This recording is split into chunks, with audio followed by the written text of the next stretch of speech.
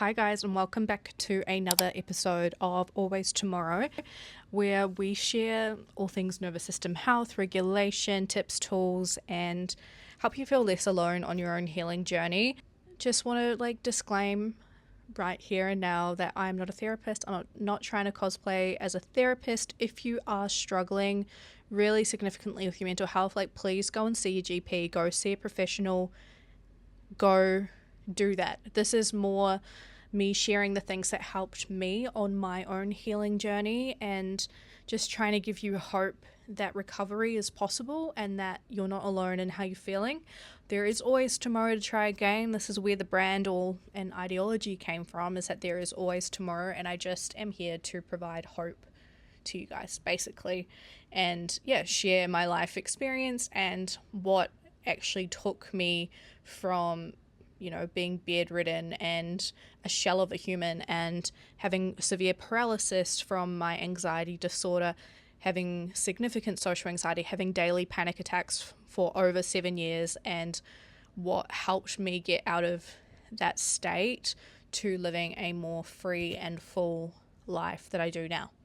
And if you're lying in bed and you're really struggling, or you've had a really crappy day and you feel very hopeless, I just really want to express to you that life can get so much better, and the feelings that you feel right now are very real. I want to validate that, but just know it doesn't have to be like this forever. You can create so much change and you can take so much control back in your life. And I guess I just wanted to share a little bit more of my journey in some ways, and the tools, and the key tool that really helped me begin this healing process for my nervous system and helped significantly with my anxiety. I do have my laptop down here, so if I keep looking down, it's so that I don't go off track. I do have quite bad ADHD and I get sidetracked, so if I blabble a lot, just go with it. Just genuinely go with it. It's just part of who I am. Right. I guess I wanted to just give a little rundown of my relationship with anxiety and panic disorder, because it's been with me my whole life. I think I was always a fairly anxious kid. I know I said in my last sit down video that I posted that I grew up with alopecia, and that in itself created a lot of issues for me. I had no idea what anxiety was, or I'd never been introduced to a psychologist. I was kind of in the era pre-therapy, and I know a lot of people did go to therapy, but where I grew up, it just really wasn't a thing. And no one really understood the impacts that me growing up with alopecia would have on me emotionally, and how it would really impact my self-esteem and all these sorts of things. And I didn't understand. I just thought I was very insecure, and I was a little bit of a shy, awkward, timid sort of child. And I just naturally was more anxious and more highly sensitive, and that just was the way I was. And I guess throughout school and university, I just developed further anxiety. I never really felt like I fit in. I always felt like a loser. I always felt on the outskirts, and that I was trying really hard to be a part of the group. And I just felt very disconnected, both from myself and from other people, and that just really stressed me out a lot. My self-worth was in the boots. And then I went to university and really started drinking a lot to cope, and my anxiety just snowballed and got a lot worse. In my first year of university, I actually failed all of my papers in the first semester, and it's a whole story, but we're not going to go too much into it. But anyway, and then that's when my panic disorder really kicked in. I was around 17, 18, and my panic started really kicking in. My self-worth was fully in my boots, and it just snowballed. Obviously at that time, this would have been going back to 2013.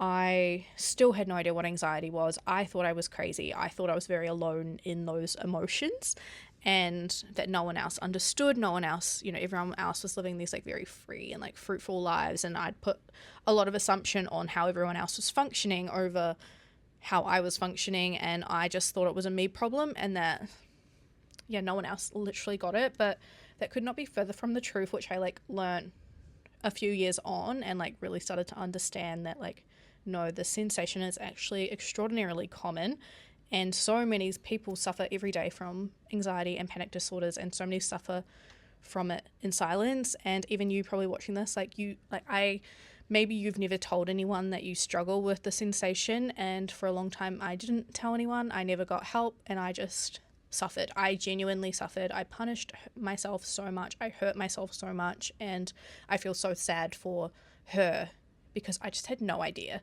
I had no idea what was going on or how to help myself naturally.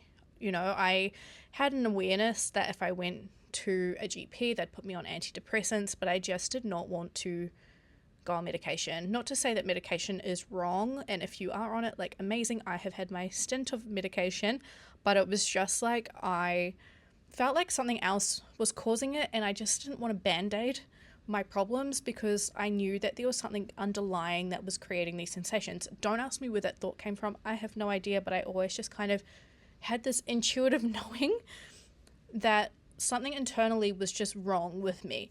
And I guess that brings me on to how I kind of healed.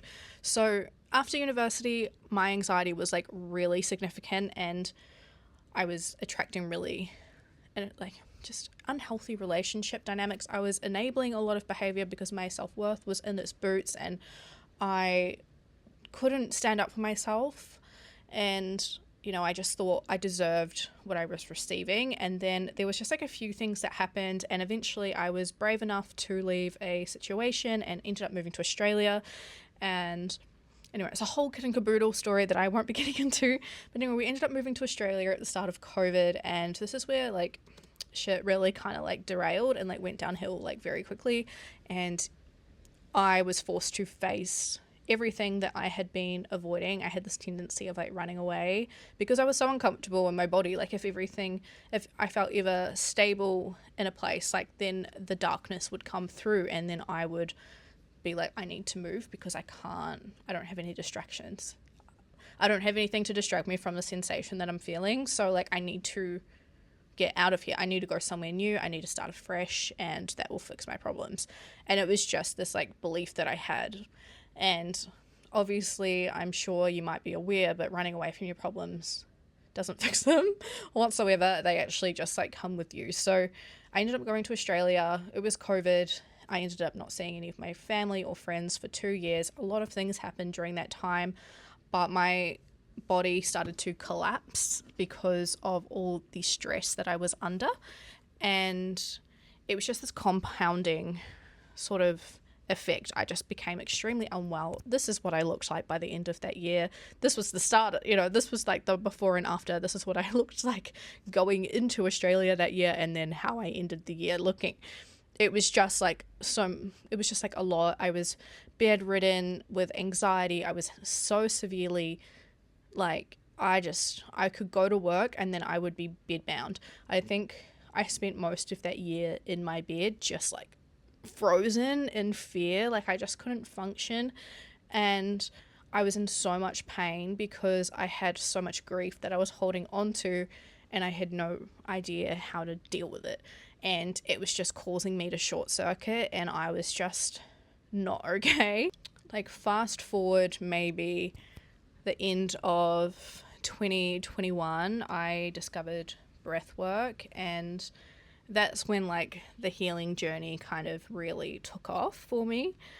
I think when I was at university, I should just like go back like a few years. My final year in university, I did finally, it took me a long time to get into yoga, but I finally started going to yoga 3 days a week, and that like absolutely just changed my mental health. I remember feeling so much relief. I don't blabble on too much.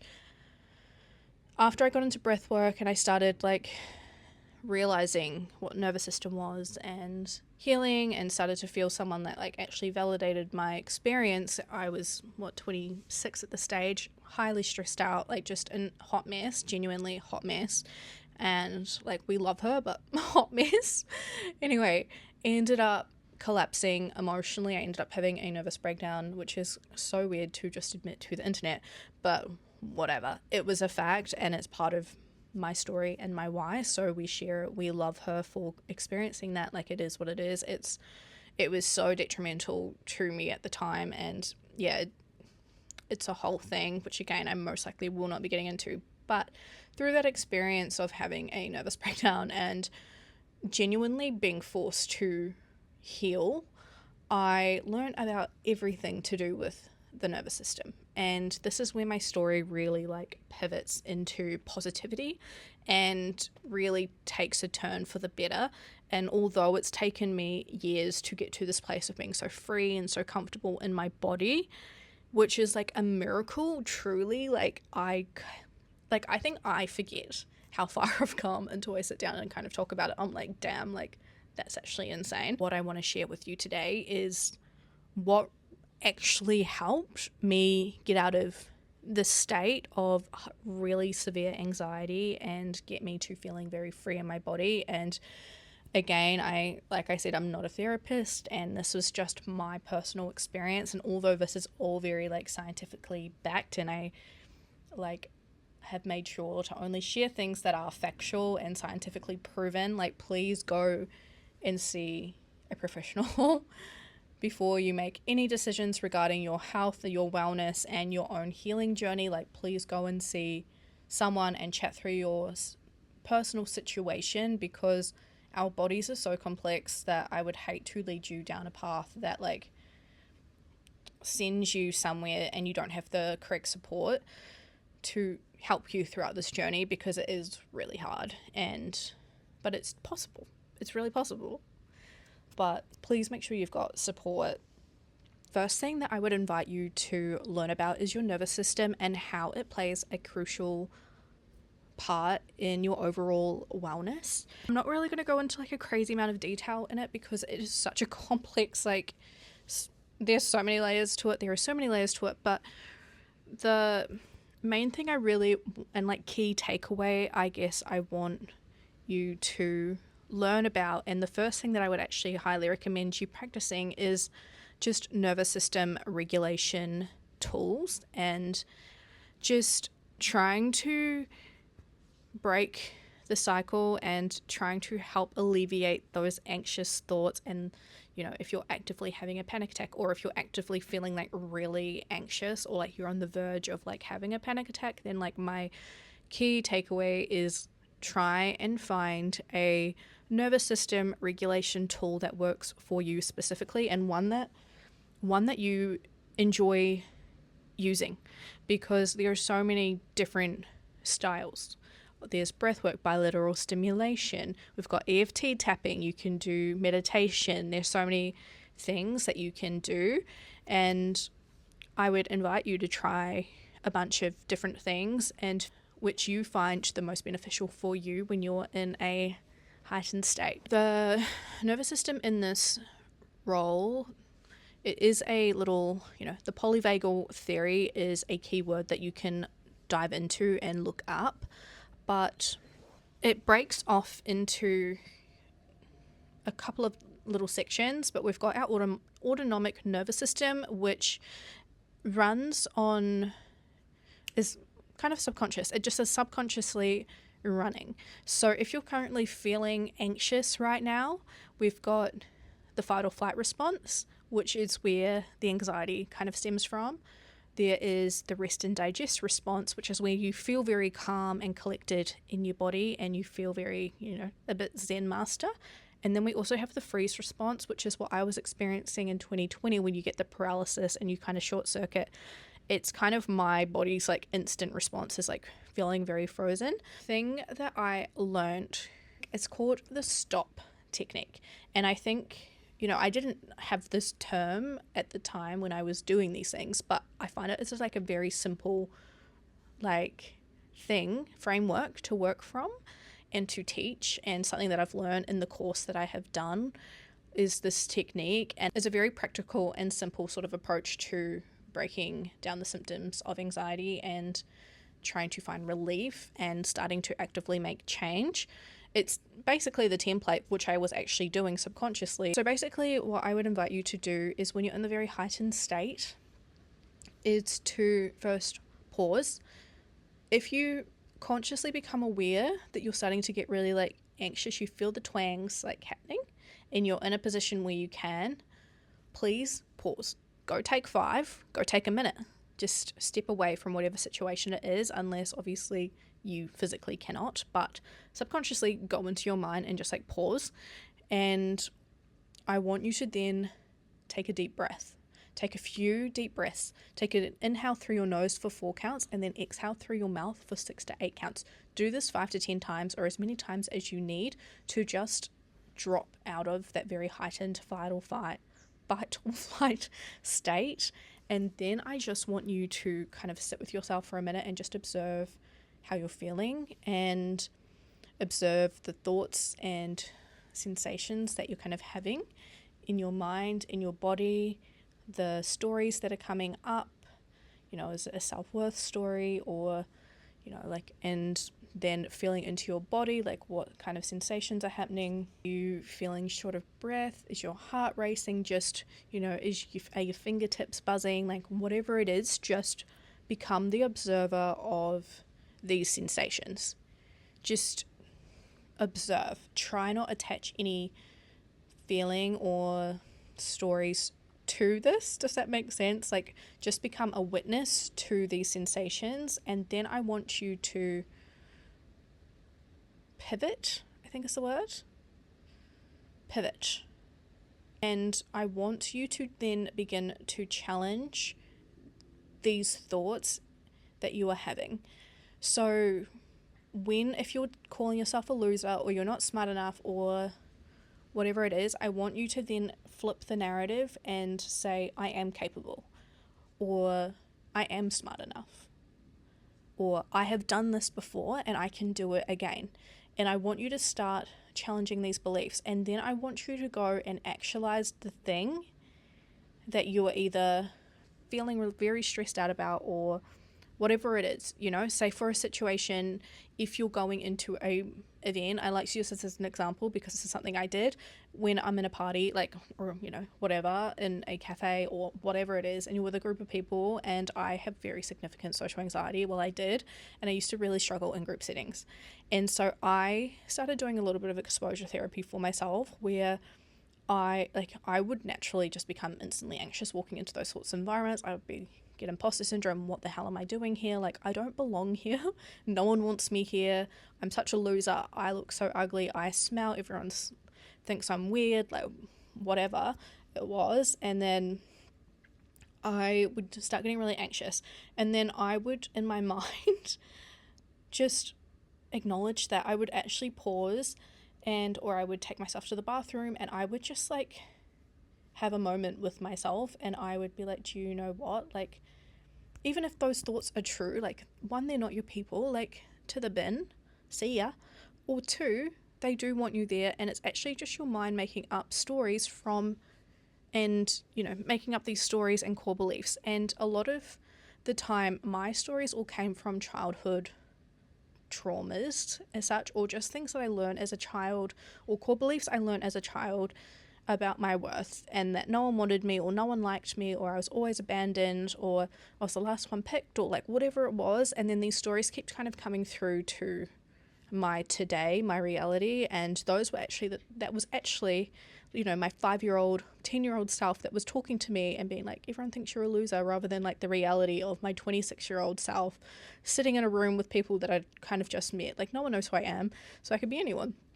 And so I started kind of changing that narrative and that perspective, and it wasn't perfect, and it wasn't like always comfortable, but over time I managed to develop this muscle where I just actually became comfortable with myself and just stopped having such negative thoughts all the time.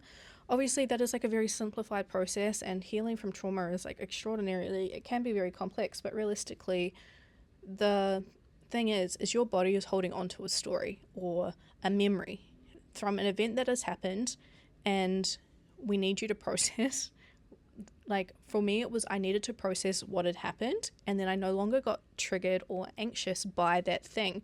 And it was kind of as simple as that. And I just had to put in the reps and do it multiple times and actually be brave enough to sit with myself in the uncomfortability and, you know, just do the thing.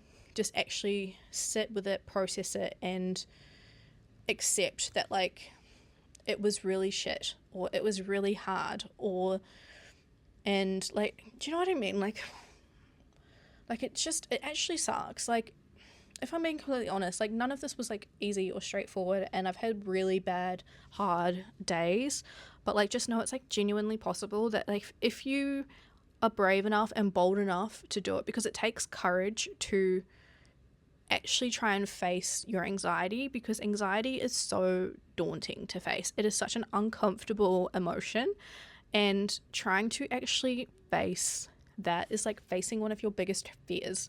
So be very kind to yourself and make sure you have support. And if you can't get support, honestly, speak to a journal. Journal. I trauma dumped so much into journals that I would be humiliated if anyone saw what I wrote in those journals, because it would be unhinged, just like proper scribbles, like swearing in it, like all my rage, all my grief. Like, I really hope that this in some ways helped, and that you have less like a little bit of a framework to kind of go off. Like, the main thing, I guess, like the key takeaway is to try and break the cycle of letting your anxiety take over.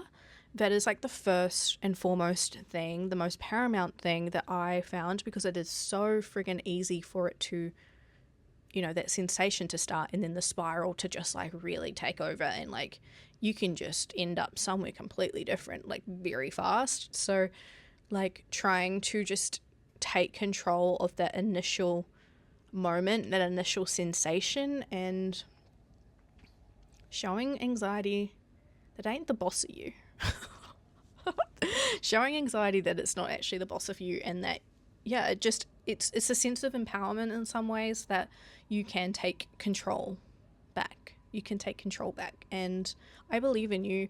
And please follow along, especially on my TikTok. That's where I kind of share all the nervous system tips and tools. And if you have any questions, or I don't know, want me to go into anything specific, please let me know in the comments below. Obviously, I'm still very new to this whole sharing my life and building this brand. I'm going to wrap this up. I really hope you got some value out of this video. Thank you for listening to me blabble on about a little bit of my history and my background and relationship with anxiety. And I really hope that you implement the S.T.O.P technique, and that you find benefit from it, and you find value, and that you can begin creating change in your life, because you deserve to live an anxiety-free life. I hope to see you in the next one. Please subscribe, follow along as I continue to chat all things nervous system, health, wellness, regulation, and continue building always tomorrow.